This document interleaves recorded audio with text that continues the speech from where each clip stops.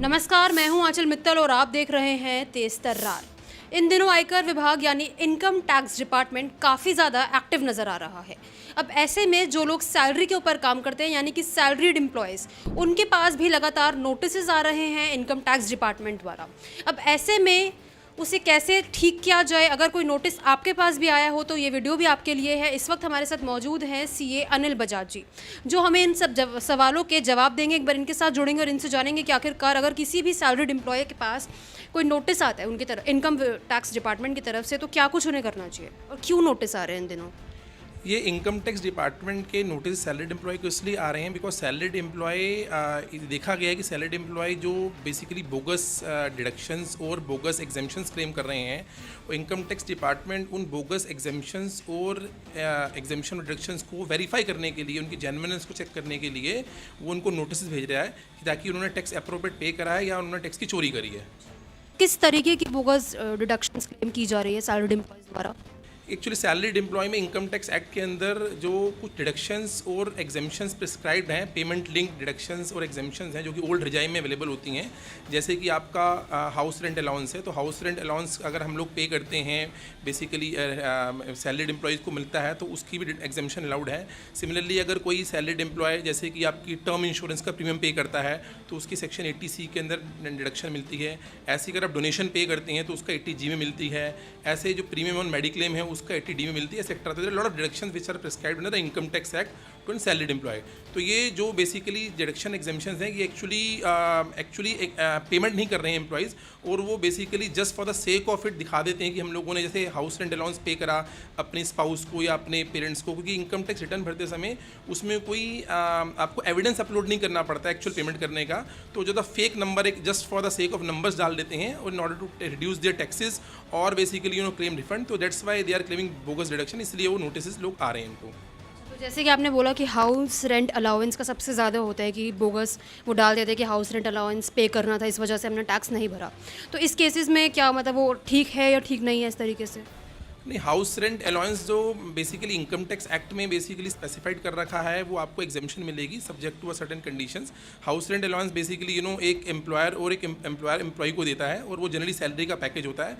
और अगर वो बेसिकली अगर एक्चुअली उसमें से हाउस रेंट अलाउंस के अंदर सेक्शन 1013A है जो कि कहता है कि आपका least of the following 3 conditions हैं, उसमें से जो सबसे कम होगा अमाउंट वो एग्जेम्प्ट हो जाता है in the hands of an employ. Like first of all उसका जो फर्स्ट लिम है वो है कि अगर आप 50% of the salary if the accommodation is situated in the metropolitan city, 40% of the salary if the accommodation is situated on a non-metropolitan city. Second उसका लिम है कि actual HRA received. थर्ड है rent paid minus 10% of salary. अब इन तीनों में से जो सबसे लीस्ट होगा that is exempt in the hands of an employ. तो अगर आपने इसको फॉलो करके एग्जेम्पशन क्लेम करी हुई है तो there is no problem, you can always claim exemption. But लोग इसको फॉलो नहीं कर रहे हैं। लोग बेसिकली रेंट, मैंने जैसे आपको बोला कि रेंट एक्चुअली जो पे नहीं करते हैं और वो दिखा देते हैं अपनी स्पाउस को या अपने पेरेंट्स को basically as a just for the sake of it दिखा देते हैं अपनी बुक्स के अंदर, इनकम टैक्स फॉर्म के अंदर। तो वो गलत है, वो नहीं करना चाहिए। तो आपको नॉर्मल डिडक्शन बेसिकली मिल सकती है उसके बाद। तो जो लोग जैसे कि अगर किसी ने अपने स्पाउस को दिखा दिया, पेरेंट्स को दिखा दिया, तो वो उस तरीके से क्लेम हो जाएगा हाउस रेंट अलाउंस।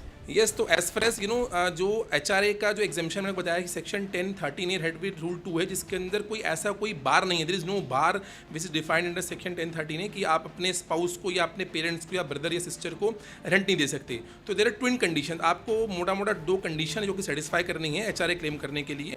तो पहली कंडीशन ये है कि आप जिस एकोमोडेशन में रह रहे हैं it should not be owned by you, आपकी अपनी एकोमोडेशन होनी चाहिए, मीन्स वो किराए पे होनी चाहिए। दूसरी कंडीशन ये है कि आपने एक्चुअली रेंट पे कराना चाहिए, आप एक्चुअली रेंट किसी को पे करें। अगर आपने दोनों कंडीशन सेटिस्फाई कर दी हैं तो आपको डिडक्शन मिल जाएगी, चाहे वो आप रेंट एक्चुअली अपने स्पाउस को दें, चाहे अपने आप पेरेंट्स को दें, चाहे अपने रिलेटिव को दें। There is no bar, there is no problem at all. इसके साथ साथ हमारे को इस चीज़ का और भी ध्यान रखना चाहिए, अगर आप अपने स्पाउस या parents in addition to this 2 condition, हमारे को जैसे एक नॉर्मल सिनेरियो में बंदा, अगर आप सपोज नॉर्मल एक आप रेंटल ले रहे हैं तो आपको यार नॉर्मल ह्यूमन बीइंग जो बिहेव करता है वैसे ही बिहेव करना चाहिए। हमारे पास एक प्रॉपर रेंट एग्रीमेंट होना चाहिए। अगर एम्प्लॉय सपोज स्पाउस या अपने रिलेटिव को दे रहा है तो there must be proper rent agreement. Then उसका रेंट एग्रीमेंट की आपका प्रॉपर एक्चुअली रेंट की पेमेंट्स होनी चाहिए बाय बैंक ट्रांसफर्स, ठीक है। देन आपके रेंट रिसीट्स होनी चाहिए, ठीक है। उसके बाद अगर TDS की रिक्वायरमेंट है, कुछ केसेस में TDS की रिक्वायरमेंट भी होती है रेंट पे काटने की, जैसे 194I भी है। तो अगर आपका 50,000 रुपये से ऊपर मंथली मंथली रेंट है तो आपको उसमें टीडीएस काटना पड़ता है, तो टीडीएस है तो टीडीएस भी कटा जाए और टीडीएस का प्रॉपर रिक्वायरमेंट फुलफिल हो। तो अगर आप ये सारे के सारे प्रोटोकॉल को फॉलो करेंगे तो जरा judicial president on the subject, तो आप इवन दो अपने स्पाउस को या अपने पेरेंट्स को या नियर एंड डियर को रेंट देंगे तो you can definitely claim as a deduction और there is no problem in that. Even though if you get a notice then you can simply reply for that, there is no issue in that.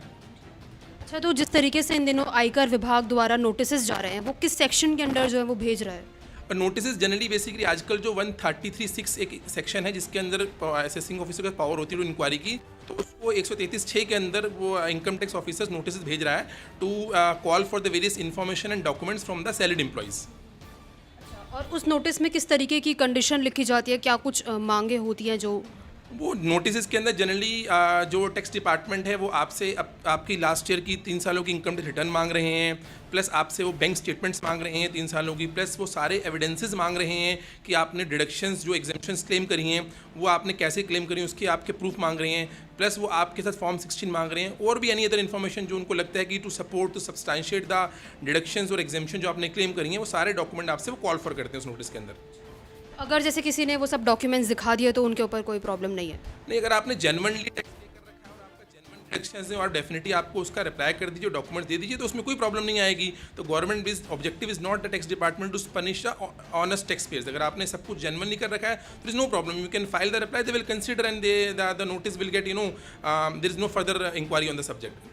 जैसे अक्सर क्या होता है कि किसी के पास इस तरीके से इनकम टैक्स की तरफ से नोटिस आए तो वो व्यक्ति घबरा जाता है ज़्यादातर केसेस में, तो उसमें मतलब किसी को घबराने की ज़रूरत है, क्या करना चाहिए एकदम से? नोटिस आ रहे हैं तो आपको उस नोटिस का रिप्लाई करना चाहिए, आप उसका रिप्लाई कीजिए, इसमें घबराने की कोई बात नहीं है। अगर आपको लग रहा है कि आपने कुछ बेसिकली कुछ इनकरेक्ट क्लेम करा है तो आप किसी chartered accountant, practising chartered accountant से या टैक्स एडवोकेट से कंसल्ट कीजिए एंड अकॉर्डिंगली उसका रिप्लाई दीजिए। और अगर आपको लग रहा है गलत क्लेम कर रखा है तो आप उसके अप्रोप्रिएट टैक्सेस पे कर दीजिए, there is no problem in that. आप टैक्स गवर्नमेंट का ऑब्जेक्टिव तो ओनली अगर आपको लग रहा है कि आपने इंटेंशनली और अनइंटेंशनली कोई आपने फेक डिडक्शन या कोई बोगस क्लेम कर लिया है तो you can pay the appropriate taxes along with the interest on the in response to that notice. तो मतलब जैसे वो नोटिस अगर आ रहे हैं तो उनका रिप्लाई करना, उनको रिप्लाई करना बहुत ज़्यादा ज़रूरी है, मैंडेटरी एकदम? यस, तो आई वुड सजेस्ट कि अगर आपको नोटिस आ रहा है, ये आपकी ड्यूटी है कि आपको उसको लाइटली नहीं लेना चाहिए, आपको उसको डेफिनेटली उसका रिप्लाई करना चाहिए with in the prescribe time limit. जो भी टाइम लिमिट उस नोटिस में डिफाइन है उस टाइम लिमिट के साथ आपको इनकम टैक्स डिपार्टमेंट को उस नोटिस का रिप्लाई करना चाहिए। अगर किसी ने रिप्लाई नहीं किया तो उसके ऊपर कुछ रेपोकेशंस वगैरह कुछ? हाँ यस, अगर आपने देखो नोटिस का रिप्लाई नहीं किया, डेफिनेटली बात है आपको इसके अंदर एक पेनल्टी भी होती है 272A सबसेक्शन 2 के अंदर 500 रुपया पर दिन की पेनल्टी है जब तक आप रिप्लाई नहीं करेंगे। सपोज को आपको डेट डिफाइन कर दी कि इस डेट से रिप्लाई कीजिए, उस डेट से लेकर अगर आपने जब तक रिप्लाई नहीं करा तो आपको 500 रुपये की पर दिन की पेनल्टी लगेगी इसके अंदर, ठीक है। और इस पेनल्टी के अलावा आपका जो केस है वो फर्दर आपको रीअसेसमेंट भी कराया जा सकता है उसके अंदर फर्दर, यानी कि आपके पूरी स्क्रूटनी हो सकती है उस non replying of that 133(6) notice. तो अगर किसी के पास जैसे कोई एम्प्लॉय है, सैलरी के ऊपर वो काम कर रहा है और वो चाहे कि उसके पास ये नोटिस ना आए, तो क्या क्या वो प्रिकॉशंस ले सकता है कि उसके पास नोटिस ना ही आए? तो हमारे को आई थिंक इसके लिए हमारे को करना क्या जी, सबसे पहले हमारे को correct income tax return file करनी चाहिए। We should not basically claim any false deductions and we should not claim any bogus deduction. हमारे को कोई भी गलत डिडक्शन या गलत एग्जेम्पशन अपने इनकम टैक्स रिटर्न में नहीं डालनी चाहिए, सब कुछ हमारे को करेक्ट फाइल करना चाहिए। नंबर 2, हमारे को बेसिकली टैक्स इवेजन नहीं करना है, हमारे को टैक्स प्लानिंग करनी है, क्योंकि इनकम टैक्स के अंदर lot of tax planning tools for salaried employ, ठीक है। अब वो जो टैक्स प्लानिंग के टूल्स हैं उन टूल्स को यूज़ करके आपको टैक्स प्लानिंग करना है, कोई भी आपको टैक्स एवेजन का मैकेनिज्म इस्तेमाल नहीं करना है। तो अगर आप ये बेसिक चीज़ों का ध्यान रखें, करेक्ट टैक्स रिटर्न फाइल करेंगे, प्लानिंग से करेंगे, फेक डिडक्शंस नहीं लेंगे, एग्जेम्पशंस लेंगे, तो आपको नोटिस कोई भी ऐसा नहीं आएगा। सर बहुत बहुत शुक्रिया, आपने हमारे दर्शकों को इस तरीके की जानकारी दी, उन्हें इतना उजागर करवाया, उसके लिए बहुत बहुत शुक्रिया। Thank you. तो ये थे हमारे साथ सीए अनिल बजाज जी, जिन्होंने हमें इस तरीके की जानकारी दी जो हर किसी के पास होनी चाहिए। अगर आपको भी ये वीडियो पसंद आई होगी तो इसको ज़रूर लाइक करें। इसके साथ ही जो भी इसको लेकर आपकी राय है, अगर आपके पास और भी कोई सवाल है इस टॉपिक को लेकर तो कमेंट बॉक्स में हमसे ज़रूर पूछें, हम उसका रिप्लाई ज़रूर देने की कोशिश करेंगे। हम आशा करते हैं कि आपको ये वीडियो पसंद आई होगी। कैमरा पर्सन जगजीत सिंह के साथ मैं आंचल मित्तल। अगर आपको हमारी ये वीडियो पसंद आई हो तो इसे लाइक एंड शेयर करना बिल्कुल न भूलें। इसके साथ ही हमारे चैनल को ज़रूर सब्सक्राइब करें और हाँ, बेल आइकन भी ज़रूर दबाएं ताकि दिल्ली से जुड़ी तमाम खबरों की नोटिफिकेशन सबसे पहले